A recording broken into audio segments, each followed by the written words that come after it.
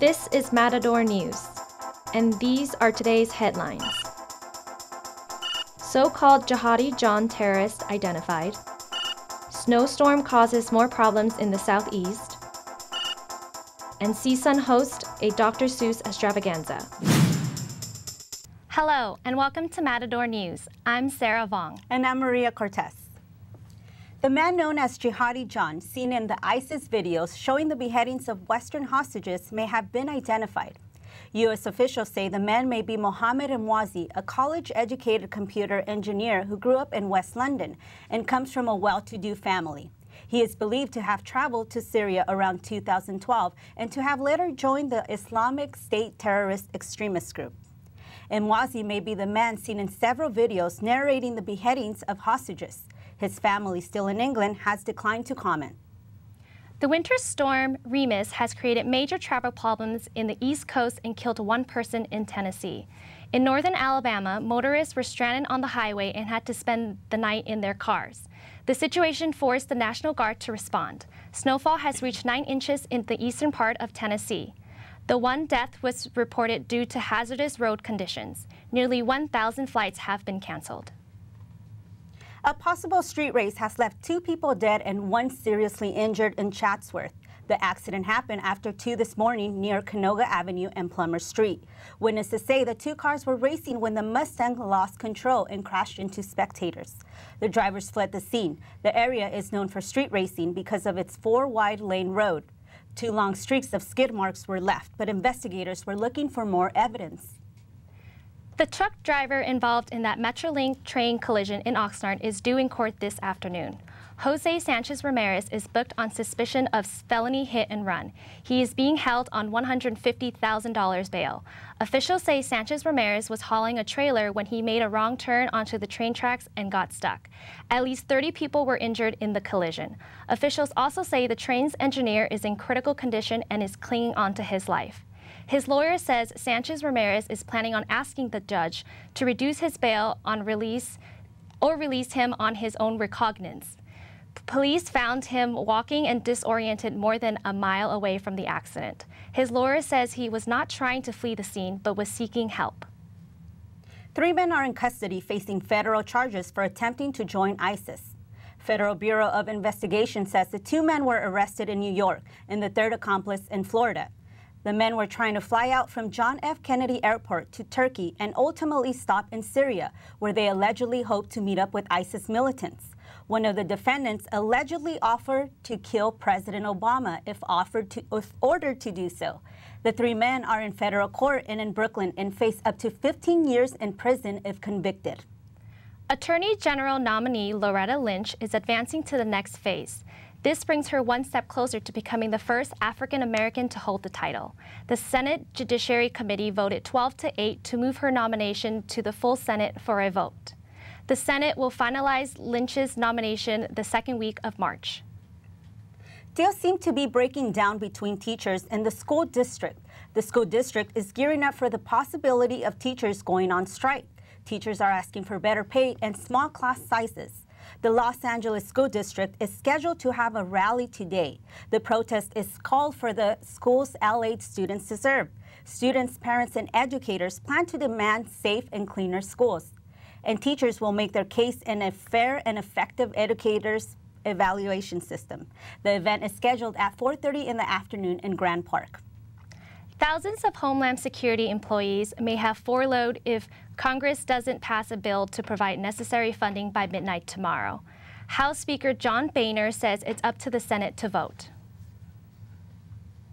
The House has done its job to fund the Department of Homeland Security and to stop the president's overreach on immigration.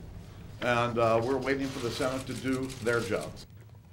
Most of the department's 240,000 employees will still go to work because it is essential for the nation's safety. And now let's go to October Primavera with the latest in business. Thank you. The FCC passes the net neutrality rules with a 3-2 vote today. The new set of rules is designed to prevent harmful conduct by the internet service providers. The new regulations block service providers from striking deals with companies like Netflix and Amazon to speed up or slow down their services, blocking access to legal content, throttling, and paid prioritization. It is likely that new legislation will be introduced to fight the FCC decision. It is a mixed day on Wall Street today. The January Consumer Price Index was released this morning, showing the biggest drop since 2008 at 0.7%. Low oil prices are the largest contributor to the decline in inflation. The number would have risen 0.1% if gas had maintained its price. At last check, the Nasdaq is up 15 and the Dow Jones is down 29. Now to Teresa Arevalo with health news. Washington, D.C. legalizes the possession of marijuana for recreational purposes today. The new law took effect despite threats from Republican leaders in Congress. The nation's capital city is governed by Congress, not by a state government. Mayor Muriel Bowser received a warning that if she moved forward with legalization of marijuana, she would be in violation of the law. Users in D.C. can grow up to 6 plants, carry up to 2 ounces, and give up to 1 ounce to anyone over the age of 21. Smoking in public remains illegal, as does buying and selling the drug. Love is no longer blind for a 68-year-old man from Minnesota who saw his wife for the first time in 10 years, thanks to a bionic eye. Oh. Oh, okay. It's going to take, yes, it's going to take interpretation of the shape of the light that's flashing. That's right. Okay, because it's a pulsing light. It's not like regular. Doctors at the Mayo Clinic implanted the prototype earlier this month. Alan Zerad lost his sight due to a condition that attacks the retina. For now, he sees everything in black and white and is able to make out shapes in light. He says he's hopeful that with proper training and upgrades, he will be able to see with his eyes, not just his heart. And now let's go back to October Primavera with the latest in entertainment. Madonna says on Instagram that her Armani cape was tied too tightly. That is what caused her fall at last night's Brit Awards. During the finale of the show, her backup dancers attempted to pull the cape off her shoulders and accidentally pulled her down with it. The legendary performer quickly got back up and finished the performance without further incident.